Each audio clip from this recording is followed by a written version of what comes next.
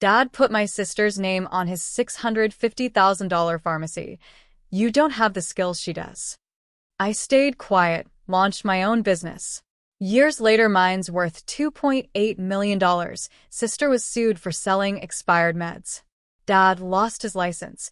Intro music fades slightly. You know that feeling when your entire world gets flipped upside down in an instant? When a betrayal so profound hits you, it doesn't just sting. It reshapes everything you thought you knew about family, loyalty, and your own damn worth. That's my story, and trust me, it's a wild ride through a family pharmacy that became a battleground for my soul. It was a Sunday, closing time at Riverside Pharmacy, just after 6 p.m. Dad was behind the counter like always. I was focused on Mrs. Chen's new prescription, metformin, Lanapril, and this new antibiotic her doctor added. I cross-referenced it on the screen, and bam, a yellow flag popped up. Blood pressure interaction. Classic.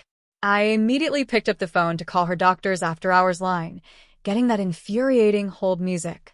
That's when Dad, strolling out from the back office, cleared his throat. Loudly. He was holding a plastic cup of wine, a Sunday tradition for years. Quick announcement before we lock up, he boomed. Mrs. Chen, 74 years old, a patient since 2011, stood there patiently with her canvas shopping bag. My blood ran cold. I knew that tone. He was about to do something big. I'm officially transferring full ownership of Riverside Pharmacy to Sophia, he announced, raising his cup. Effective September 1st. The pharmacy went dead silent. I swear, even the refrigerator compressor stopped humming. My sister, Sophia, stood next to Dad, a pristine white coat hanging off her like a costume. The price tag crease was still visible on the sleeve. She'd worn it, maybe, 3 times total, all for photos. She gave that slick, sorority recruitment smile. Then Dad looked straight at me. Ethan's been great support staff these years. Real dependable. But Sophia has the business skill, the MBA, the strategic vision we need. He paused, took a sip of wine, letting the words hang in the air. You're a technician's son. She's a strategist. Technician. Not pharmacist. Not doctor of pharmacy, even though I had the degree. Technician. The phone clicked in my ear. An automated voice told me to keep holding. Mrs. Chen shifted her bag, looking uncomfortable, practically vibrating with the awkwardness. I finished the call, got approval to adjust the antibiotic dose, logged it in her file like I'd done 1,000 times. Handed her the bag. Take this with food, Mrs. Chen. Call if you feel dizzy. We'll check in next week. She just nodded, practically ran out the door. The chime rang, a final, hollow sound. I set the phone down, stared at the computer screen. One more prescription before close. But I couldn't. I reached up, unzipped my white coat so slow, pulled it off, hung it on the hook behind the register where it had hung every single day for 8 years. 8 years of my life. My sister was still smiling. Dad still holding his wine like he'd just announced good weather. I walked past both of them without looking at either of their faces. Straight through the dispensing area, past the compounding room, out the back door into the parking lot. It was 6:52 p.m. I got in my 2014 Corolla, the one that smelled like hand sanitizer and old coffee. I just sat there. Didn't start the engine. My phone buzzed on the passenger seat. Snapchat. Julie, one of the younger techs who actually gave a damn. She'd viewed my sister's story. I opened it. There it was, Sophia and Dad behind the Riverside counter, both holding wine glasses now. Her white coat, perfectly pressed, like she'd rented it for the occasion. Text overlay, in that sickening handwriting font. New chapter. Taking over Dad's $650,000 legacy pharmacy.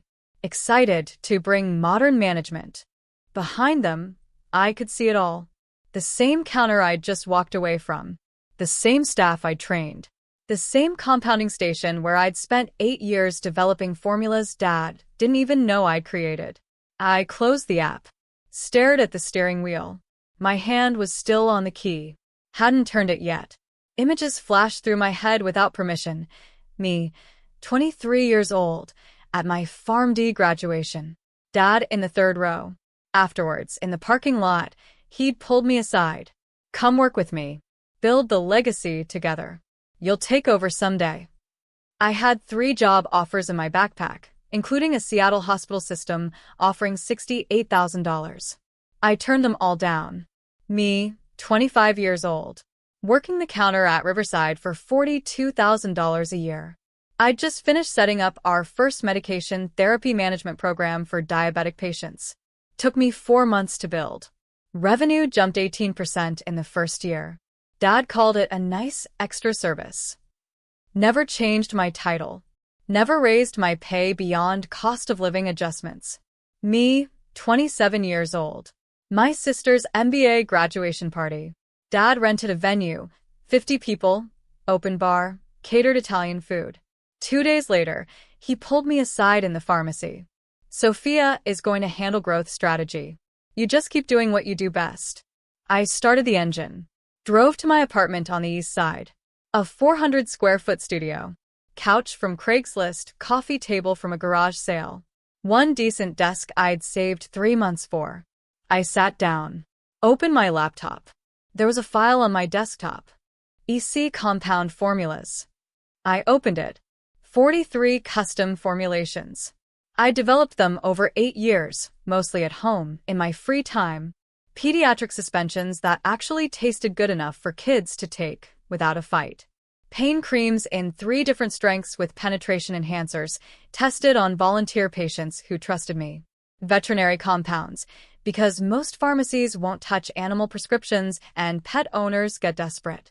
Custom hormone preparations, scar treatment gels, migraine nasal sprays that worked better than anything commercial. None of them existed in Riverside's official formulary. They all lived in my personal notes. Dad thought they were traditional pharmacy school methods. They weren't. They were mine. My phone started buzzing. Didn't stop. 14 missed calls in 20 minutes. Texts stacking up. I scrolled through them without opening.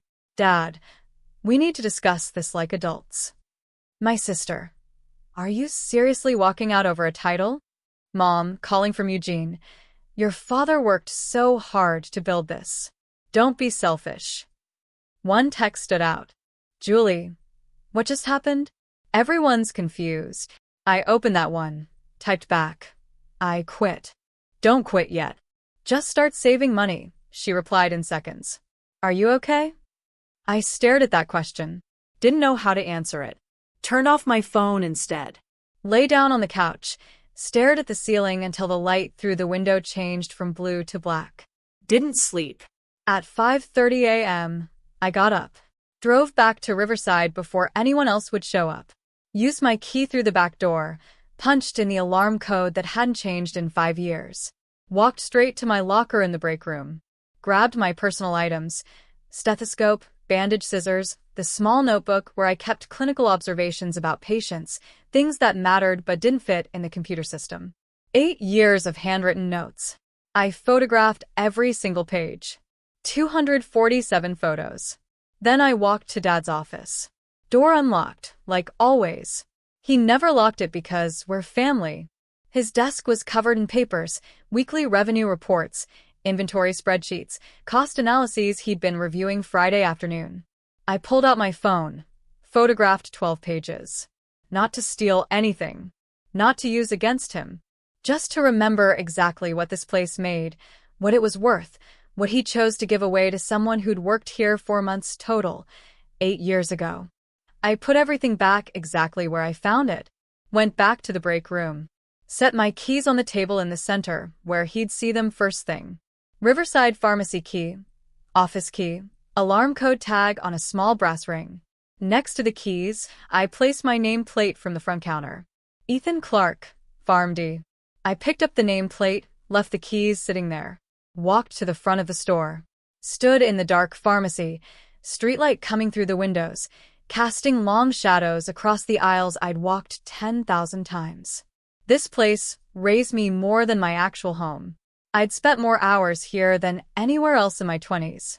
Reached for the light switch, flipped it off, walked out the front door, locked it from the outside with the key I was about to return. Slid the key back through the mail slot. Heard it hit the tile floor inside with a small metallic clink. 5:51 a.m. Sun just starting to rise over the buildings. I drove to the 24-hour diner on Burnside. Ordered coffee, eggs, toast. Took a corner booth. Opened my laptop. Googled Oregon Mobile Pharmacy licensing requirements. Clicked through 3 pages. Read the regulations. Most were outdated, but still enforceable. Another search. Consultant pharmacist home visit regulations. Found a PDF from the state board. Downloaded it. Highlighted sections while I waited for my food. Another search. Telepharmacy setup costs. Results were all over the place. $15,000 to $60,000 depending on software and partnerships. I wasn't going to open a competing pharmacy. Couldn't afford it. Didn't have $100,000 for lease deposits and inventory and build-out costs. But I had a PharmD. I had 8 years of clinical experience that mattered. And I had a list in my head of 200 patients who trusted me more than they trusted a building with a sign on it. I started a new document. Mobile Pharmacy Plan 2024 Docs. Typed for 40 minutes straight. Eggs got cold. Didn't care. Night shifts at a chain pharmacy for baseline income. Part-time consulting contracts with nursing homes. Mobile medication reviews for homebound patients whose families were scared they were taking too many pills. Not glamorous, but mine. By 9 a.m., I'd applied to 3 chain pharmacies from the diner booth. CVS called back at noon. Manager named Kayla, 31, no nonsense in her voice. Why are you leaving an independent for corporate? Family business wasn't a good fit. A pause on her end. We've been getting a lot of transfers from Riverside lately. Patients say their medications feel different. Quality complaints. I didn't comment. Just filed that away. When can you start? Monday. Night shift. 4 nights a week, $41 an hour. That work? Yes. You're hired. That afternoon, I called Pinewood Nursing Home. Got transferred twice. Finally reached the director, Sharon, 50-something, voice like she'd been managing difficult people for decades. I'm a clinical pharmacist. I'd like to offer a complimentary medication review for your residents. One time, no charge. We already have a contracted pharmacist. Second opinion doesn't hurt. 3 seconds of silence. Thursday at 10 o'clock. Don't waste my time. Thursday morning, I showed up with a portable kit. Spent 4 hours reviewing medication lists for 12 residents. Found 4 dangerous drug interactions their contracted pharmacist had completely missed. 1 resident on 3 blood thinners from 3 different doctors who never communicated. Another had duplicate thyroid medications under different brand names, like they were separate drugs. I wrote it up. Printed 3 copies. Clean, professional format. Sharon read it in her office. I waited in the hallway. She looked up after 5 minutes. Can you come monthly? Yes. What's your rate? I never billed for consulting in my life. Made up a number. $250 per visit. She didn't hesitate. Done. Start next month. I walked to my car, sat there for 10 minutes. $250 for work I actually loved. Work that kept people out of hospitals, without Dad's name anywhere on it. Not much, but the first money that belonged completely to me. 3 weeks passed. I worked CVS night shifts 4 times a week. Visited Pinewood twice. Picked up 2 more nursing home contracts through referrals Sharon made. My phone stayed quiet. Dad called once from a block number. I answered before realizing. We need to talk. I hung up. My sister texted twice. I deleted both without reading. Mom left a voicemail. Never listened to it. Tuesday night, my phone lit up while I sat in my car between shifts. Julie, Sophia fired me today. Said I'm resistant to new systems. Do you have time to talk? I was parked outside CVS, 30 minutes until my shift. I changed her contact name in my phone. Julie, first hire. Didn't have money to hire anyone yet, but I would. Texted back. I'll call you this weekend. Her reply came fast. Thanks. I'm sorry about everything. I put the phone down. Started the engine. Didn't need revenge yet. Just needed to keep building. 1 shift at a time, One contract, one patient who needed someone who actually gave a damn. Because Dad didn't understand what he gave away when he signed those ownership papers. A building is just walls and inventory. The real value wasn't in the square footage or the prescription database. It was in 8 years of learning which patients needed extra counseling time, which doctors trusted my clinical judgment enough to change prescriptions based on my recommendations, which compounding formulas actually worked when commercial options failed. All that knowledge walked out the back door with me. He didn't notice until way too late. Month 1 was brutal. CVS night shift 4 times a week, 10 p.m. to 6 a.m. Came home, slept 3 hours if I was lucky, then drove to nursing homes for afternoon medication reviews. Income for the month, $3,200. Rent was $950. Van payment, $280. Gas, food, phone bill. I was breaking even. Barely. Month 3, I fell asleep in my car. Pinewood Nursing Home parking lot. 2 p.m. on a Thursday. I just finished a 4-hour med review and had another appointment across town at 4 p.m. Set an alarm for 30 minutes. Closed my eyes. Someone knocked on my window. I jerked awake, disoriented. Drool on my chin. A woman stood outside. Scrubs, stethoscope around her neck. Concerned look. I rolled down the window. You okay? You've been here an hour. I checked my phone. 3:47 p.m. Damn. She stepped back. When's the last time you slept a full night? I didn't answer. Started the engine. I'm Sarah, she said. I work inside. Saw you doing med reviews with Sharon earlier. I'm fine. Just long hours. She looked at my back seat. Fast food bags, empty energy drink cans, a blanket wadded up like I'd been living in there. You sure?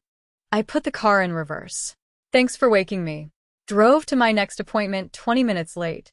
Month 4. I bought a van. A medical transport van from a Craigslist ad. 2006 Ford, 212,000 miles. Paint faded. Interior smelled like disinfectant and old coffee. $8,000 cash. Every dollar I'd saved. But it had space. I could carry supplies. Set up a mobile pharmacy kit. Visit patients at home instead of just reviewing charts in nursing home offices. It worked great for 6 weeks. Then the engine died on I-84. Towed it to a mechanic in Gresham. Guy looked under the hood for 10 minutes. Transmission shot. Engine's burning oil. You need a full rebuild. How much? $3,200, maybe more. I didn't have $3,200. Took out a loan. Online lender. 18% APR, signed the papers on my phone in the mechanic's waiting room. The van was in the shop for 2 weeks. Lost 2 nursing home contracts because I couldn't show up. They hired someone else. Revenue dropped from $3,000 a month to $900. I started picking up extra shifts at CVS, 5 nights a week now instead of 4. Sleep went from 3 hours to 2.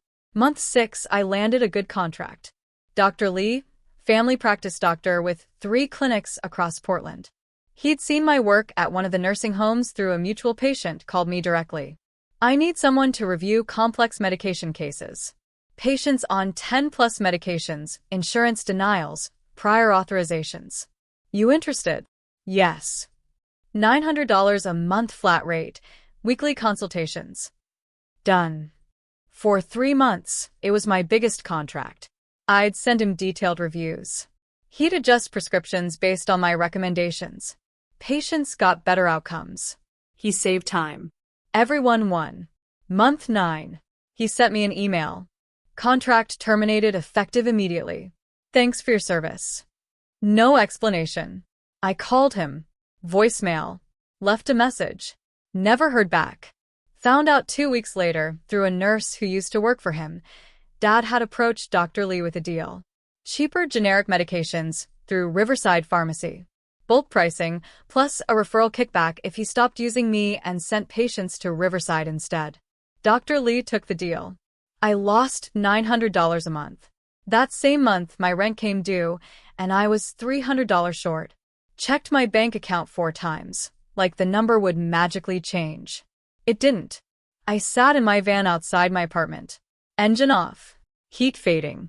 Text from Sarah. We've been talking since she woke me up that day in the parking lot. Want to grab coffee tomorrow? I didn't reply. She texted again 10 minutes later. I know you're struggling. I can help. I typed back. I'm fine. 3 disappeared, appeared again. You're not. And that's okay. Call me. I didn't call. Next morning, she showed up at Pinewood while I was finishing a med review. Waited in the lobby. When I came out, she handed me an envelope. Don't argue. Just take it. I opened it. 2 $100 bills. Sarah, I can't. You can pay me back when you're stable. No interest, no timeline. Just don't lose your apartment. I looked at the cash, looked at her. Why? Because you're trying to do something good and the system's fighting you. Someone should help. I took the money. Paid rent that night. First time in my life I'd accepted help like that. It felt like losing and surviving at the same time. Month 10. Dad showed up at Pinewood. I was in the break room reviewing charts when Sharon came in. Someone's here to see you. Says he's your father. I walked to the lobby. Dad stood near the door. Looked older than I remembered. Grayer. Thinner. Can we talk? I didn't answer. Just walked outside to the parking lot. He followed. I heard you're doing consulting work, mobile services. What do you want? He looked at my van. Faded paint. Dent in the side panel from where I'd backed into a post last month. I want to make you an offer. Come back to Riverside. 15% profit share. You run the clinical side. Sophia handles business operations and marketing. I stared at him. You're offering me 15% of something that should have been mine. It's a good deal. You'd have stability, benefits, a real salary. I have stability. I built it myself. He gestured at my van. You're struggling. I can see it. You're working yourself into the ground. I'd rather work myself into the ground on my terms than succeed on yours. Don't be stubborn. This is family. You made it business when you called me a technician and gave everything to someone who didn't earn it. He didn't respond. I walked back inside. Didn't look back to see if he was still standing there. That night, I couldn't sleep. Kept thinking about his offer. 15% profit share would have been $4,000 a month, maybe more. Stable income, health insurance, no more 18% loans. I hated that part of me considered it. Month 11, I found it. The telepharmacy program. Oregon Health Authority pilot program. Rural clinics needed remote pharmacist services, video consultations, prescription reviews, medication counseling for patients who lived 60+ miles from the nearest pharmacy. I applied, sent my resume, included letters of recommendation from Sharon and 2 other nursing home directors. Got accepted 3 weeks later. Contract. $1,800 a month for 20 hours of remote work. Flexible schedule. First stable paycheck I'd had in almost a year. I called Sarah that night. I got the telepharmacy contract. That's amazing. How much? $1,800 a month. That's a real foundation. You can build on that. Yeah. A pause on her end. You sound exhausted. I am. When's the last time you took a day off? I couldn't remember.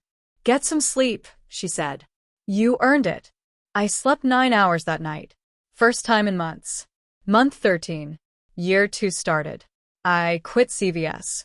Gave 2 weeks notice. The manager asked why. Going full-time with my own practice. She nodded. Good luck. You were one of the best we had. First week without CVS, my income dropped. Telepharmacy plus nursing homes brought in $2,100 a month, less than I'd been making with the night shifts. Sarah noticed. We were having coffee at a diner near her apartment. What if this doesn't work? I stirred my coffee, didn't look up. Then I'll go back to CVS. But I have to try. If I don't try now, I never will. She reached across the table, put her hand on mine. Okay. Then try. Month 14. A reporter called. Local weekly paper. Willamette Week. Small circulation, but decent readership. We're doing a story on healthcare innovation. Your telepharmacy work came up. Can we interview you? Sure. Interview lasted 30 minutes. They sent a photographer to one of my nursing home visits. Took photos of me reviewing charts, talking to patients. Article came out 2 weeks later. Tech-savvy pharmacist brings care to rural Oregon via video consultations. Small piece, page 7. But it was there. Sarah read it out loud over breakfast at her place. Listen to this. Ethan Clark left his family's established pharmacy to build a patient-centered practice focused on underserved populations. That's you. You're a real person now. I smiled. First time in weeks. Does that mean I wasn't real before? You were real. Now other people know it. Month 16. The state board sent me a letter. Notice of compliance review. Your telepharmacy practice model may not conform to current Oregon pharmacy regulations. Suspend operations pending review. I read it 3 times. Called the board. Got transferred 4 times. Finally reached someone. Your model uses video consultations without a brick-and-mortar dispensing location. That's technically against guidelines written in 2003. Those guidelines are outdated. The legislature passed new telepharmacy rules last year. Those rules haven't been implemented yet. Until they are, we have to enforce existing regulations. So, I have to shut down until we complete the review? Yes. I hung up, sat in my van for 20 minutes. Then I called a lawyer. Cheapest one I could find who'd handled pharmacy board cases before. $1,500 retainer. Last of my savings from the telepharmacy income. It took 3 months. 3 months of paperwork, conference calls, written statements, testimony from the rural clinic about how much my services helped their patients. The board finally ruled in my favor. Mr. Clark's practice model is compliant under proposed regulatory updates. Pending full implementation, he may continue operations under supervised provisional status. I won, but I lost 2 contracts during those 3 months because clinics didn't want to work with someone under board review. Revenue dropped again. $1,900 a month. Back where I started. Month 18. Julie sent me a message. Screenshot attached. Internal email from Riverside Pharmacy. To reduce waste costs, all medications within 6 months of expiration will remain on shelves unless visibly compromised. Dispose only when absolutely necessary. Sophia. Below that, another screenshot. Text conversation between Julie and another former tech who still worked there. She's keeping expired meds on the shelf. She thinks no one will notice. Has anyone reported it? Anonymous complaint went to the state board last week. Donna something. Patient got sick. I stared at the screenshots for a long time. Didn't reply to Julie. Just saved them. Month 19. My phone rang while I was driving between nursing homes. Unknown number. I answered. Voicemail I'd missed earlier that morning. Mr. Clark, this is Attorney Michael Reyes. I represent Donna Taylor in a case against Riverside Pharmacy. We're gathering expert testimony on standard of care for community pharmacies. We'd like to speak with you about your experience at Riverside. Please call back at your earliest convenience. I pulled over, listened to the message 3 more times. Sat there. Engine idling. I knew what was coming. Lawsuit, investigation, Dad's license on the line. My sister facing consequences for decisions she wasn't qualified to make. I saved the voicemail. Didn't call back. Not yet. Because I didn't know if I wanted to watch it happen or help it happen. Both options felt wrong. Both options felt necessary. I started driving again. 1 more nursing home visit before dark. 1 more patient who needed someone who knew what they were doing. That's all I could control. The rest would come whether I wanted it to or not. The news broke on a Wednesday morning. I was reviewing charts at my desk when Sarah sent me a link. Local woman hospitalized after taking expired antibiotics from Riverside Pharmacy. I clicked it. Donna Taylor, 67 years old, severe allergic reaction. 4 days in the hospital. Doctors traced it back to amoxicillin that expired 11 months earlier. Lawsuit filed. $340,000 in damages. The article quoted her daughter. My mother trusted this pharmacy for 20 years. They almost destroyed her. I read it twice. Checked the date on the prescription bottle in the photo they published. Expiration. March 2023. Fill date, February 2024. That wasn't an accident. That was a pattern. I forwarded the article to myself, closed the browser, went back to work. 2 days later, I got an email. Subject line, investment opportunity, Pacific Health Ventures. I almost deleted it. Looked like spam. Opened it anyway. Mr. Clark, we've been following your telepharmacy model and rural health consultation network. Impressive scalability and patient outcomes. We'd like to discuss a growth partnership. Initial valuation, $2.8 million for expansion capital. Our offer, $400,000 investment for 20% equity. Available for call this week. Marcus Chun, partner, Pacific Health Ventures. I read it 3 times. My business was worth $2.8 million. On paper, at least. I was still driving a beat-up van and living in a studio apartment. But someone thought what I'd built was worth that much. I looked at the date on the email. Same week Riverside got sued. Same week Dad's legacy started crumbling. I called Sarah. I got an investment offer. How much? $2.8 million valuation. They want to put in $400,000. Silence on her end. Then, that's real money. You're going to take it? I don't know yet. But it means what I'm doing works. It always worked. Now other people see it, too. That afternoon, the state board showed up at Riverside. I didn't see it, but Julie texted me. FDA and DEA here inspecting everything. Dad looks scared. I didn't reply. The inspection took 6 hours. Results came out 2 weeks later. Public record.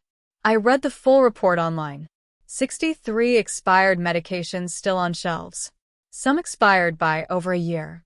Missing controlled substance logs. 14 prescriptions for oxycodone unaccounted for over 6 months. Improper storage. Vaccine refrigerator found unplugged overnight. Temperature logs falsified. Pattern of negligence. Not isolated incidents. My phone rang that night. Unknown number. I answered. Ethan, this is attorney Michael Reyes. We spoke briefly before. I'm representing Donna Taylor against Riverside Pharmacy. I remember. We'd like you to serve as an expert witness. You worked there for 8 years. You understand their standard operating procedures. For the plaintiff or defense? Plaintiff. We're proving negligence and a pattern of unsafe practices. I didn't answer right away. Mr. Clark? I need to think about it. Take your time, but we go to deposition in 3 weeks. He hung up. I sat there holding my phone. 2 days later, Dad called. Different number. I didn't recognize it. Answered before I thought about it. Ethan, please don't hang up. His voice sounded older. Tired. What? The lawsuit, the board investigation. I need your help. Help how? Testify. Tell them the systems were always like this. That it wasn't just Sophia. That we had these issues before she took over. That would be perjury. It would be the truth. You know how tight margins were, how hard it was to stay profitable. It got worse under her. That's the truth. Silence. I'm your father. You were my boss who gave my future to someone unqualified. Now you want me to lie for you. I'm not asking you to lie. I'm asking you to help your family. You made it clear I wasn't part of the family when you called me a technician and handed her $650,000. Deal with it. I hung up. He called back. I declined it. He called again. I blocked the number. Week 3. My sister showed up at my office. I was working from a small rented space now. Telepharmacy setup, desk, filing cabinets, video consultation equipment. She knocked. I saw her through the window before she came in. Looked thinner, no makeup, hair pulled back. Not the polished version from Instagram. I opened the door. Can we talk? I didn't move. You have 5 minutes. She sat down without being invited. Started crying immediately. I didn't understand the regulations. Dad never trained me. He just handed me the keys and said, "Figure it out." I leaned against the desk, arms crossed. You had access to the same training materials I did. The same state board resources. You chose not to use them. I was trying to save money. The pharmacy was bleeding cash. I thought cutting costs would help. You cut safety, not costs. She wiped her eyes. Can you testify that I inherited a broken system? That Dad's management was already failing before I took over? You inherited a working system. It had problems. Every small pharmacy does. But it worked. You broke it by ignoring basic safety protocols. She looked up. Red eyes. Desperate. Can I work for you? I'll do anything. Front desk. Filing. I need a job. No one will hire me after this. I shook my head. My patients need someone who respects safety guidelines. That's not you. I can learn. You had a year to learn. You didn't. I opened the door. She stood up, walked out without looking back. I closed the door. Sat down at my desk. Felt nothing. The state board ruling came down 4 weeks later. Public announcement posted on their website, sent to every licensed pharmacist in Oregon. Pharmacist license revoked for Roger Clark. Gross negligence, failure to supervise, endangerment of public health. Effective immediately.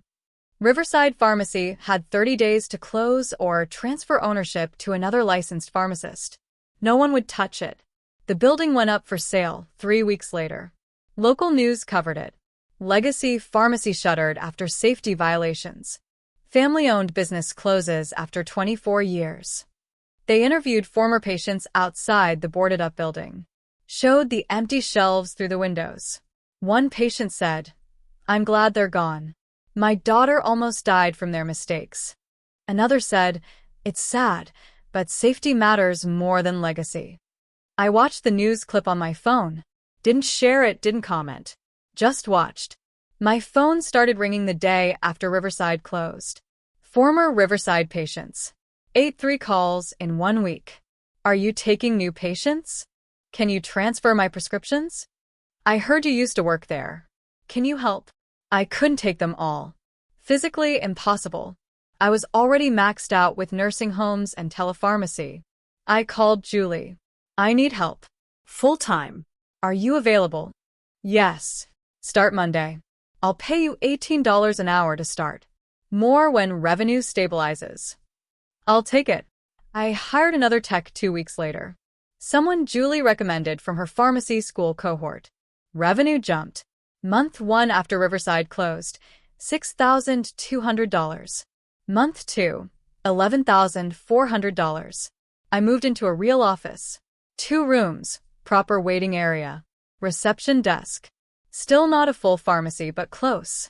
Mom called 6 weeks after the board ruling. I'm organizing a family dinner. Neutral location. Just to talk. Please come. I didn't want to. Sarah convinced me. You don't have to forgive them, but you should face them. Close the loop. I agreed.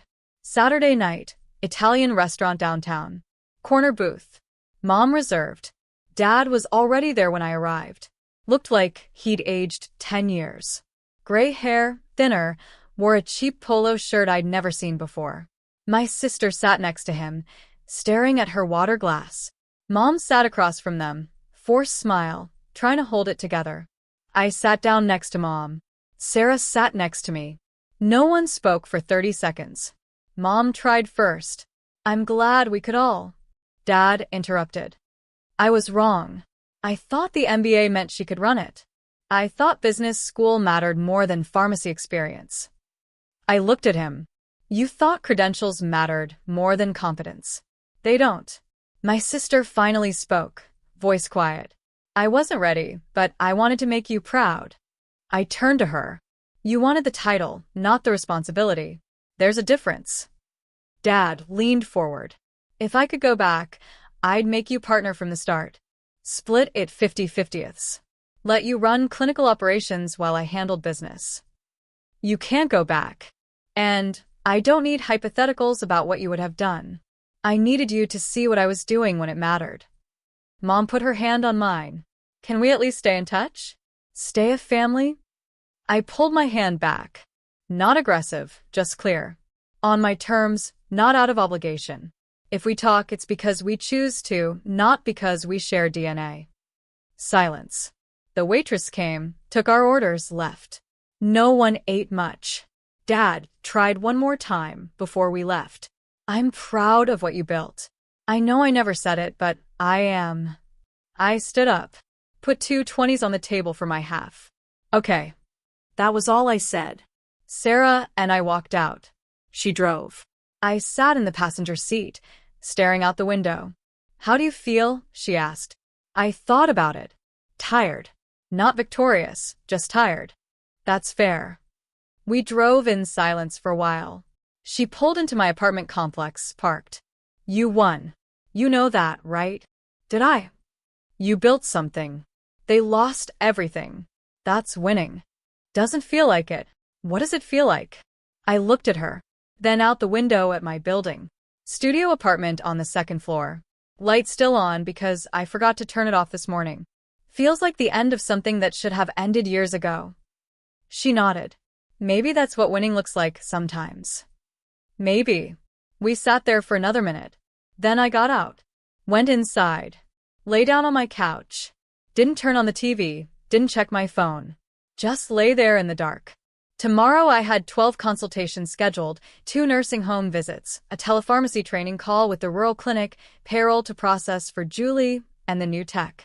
Real work, real patients, real income, built on my terms. That should have felt like victory. Instead, it just felt like surviving, which maybe was enough. 18 months later, I signed the investment papers in March. Pacific Health Ventures, $400,000 for 20% equity. Business valuation, $3.1 million. Not because I was making millions, I wasn't. Annual revenue was $210,000. My personal take-home after expenses and payroll was $95,000. But the model worked. Scalable. 3 telepharmacy locations now. A mobile clinic, van that actually ran.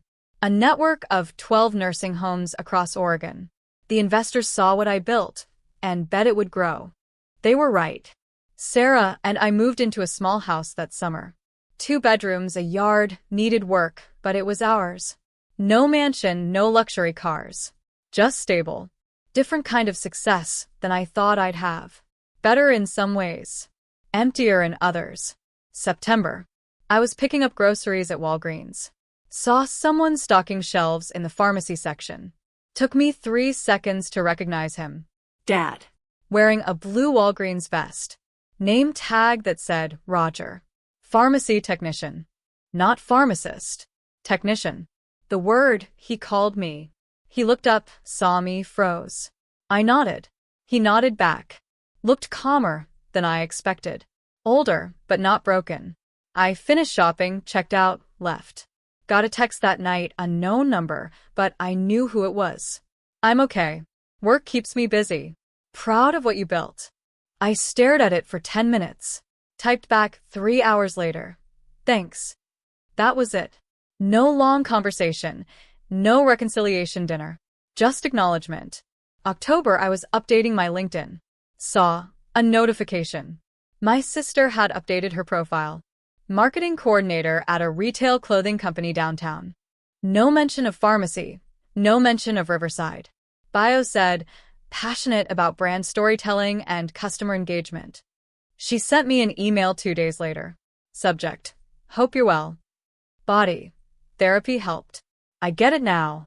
I made decisions I wasn't qualified to make and people got hurt. I'm sorry. I hope your patients know how lucky they are. I read it twice. Replied, good luck. Didn't say more. Didn't need to. November. Sarah and I got married.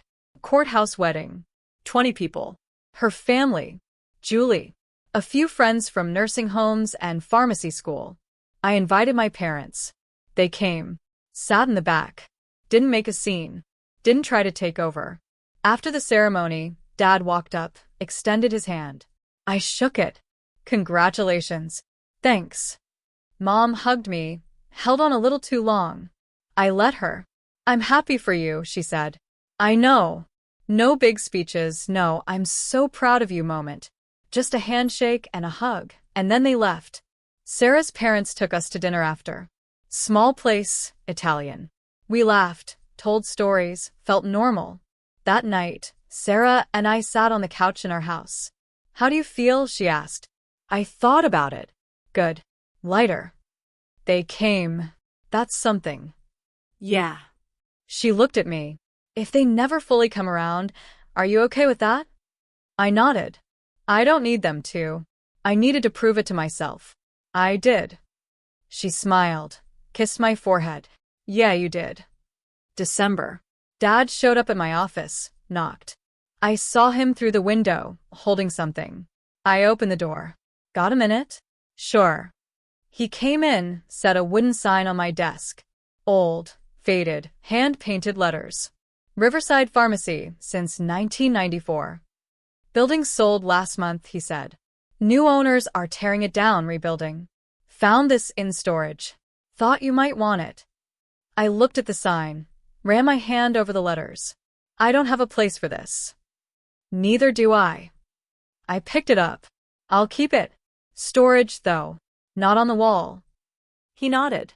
That's fair. We stood there for a second. You doing okay? I asked.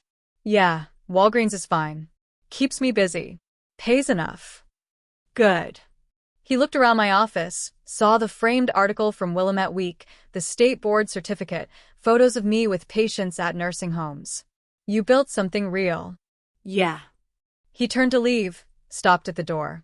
I'm sorry it took me so long to see it. I didn't respond. He left. I put the sign in the storage closet behind some boxes. Out of sight. Not thrown away.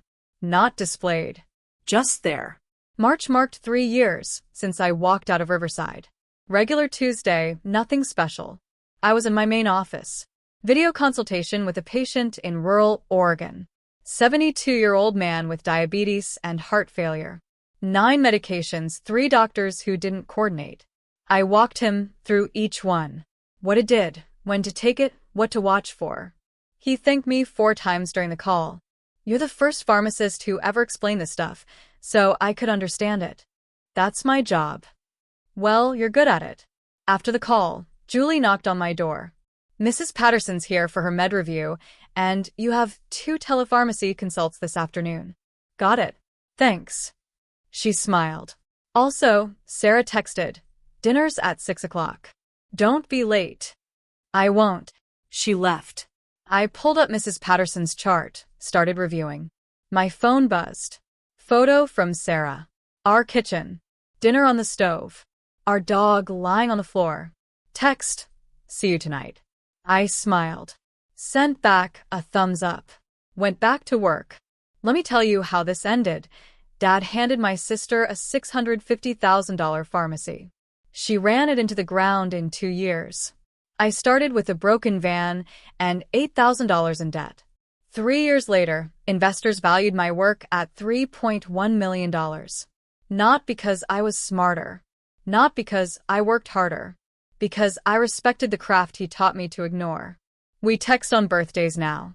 Short messages. No depth. Happy birthday. Thanks. You too. That's it. That's not bitterness. That's just honesty. Some families are built on blood. Mine's built on the people who show up when it's hard. Sarah, Julie, the patients who trusted me when I had nothing but a used van and a phone number. The nursing home directors who gave me a chance. The rural clinics who believed telepharmacy could work. That's my family now. And that's enough. The waiting room filled up again. I washed my hands, pulled up the next patient chart. Mrs. Patterson, 78, hypertension, recently started a new medication her cardiologist prescribed. I walked out to greet her. She smiled when she saw me. Thank you for making time today. Always. We walked back to my office. She sat down, pulled out her medication bottles. I got to work, because this is what winning looks like. Not a sign with my name on it. Not a building I inherited. Not a legacy handed down. Just a full schedule. Patients who need help. Work that matters. Built from nothing on my terms. And nobody can take that away. Call to action. So, after hearing all that, what would you have done in my shoes when Dad made that announcement?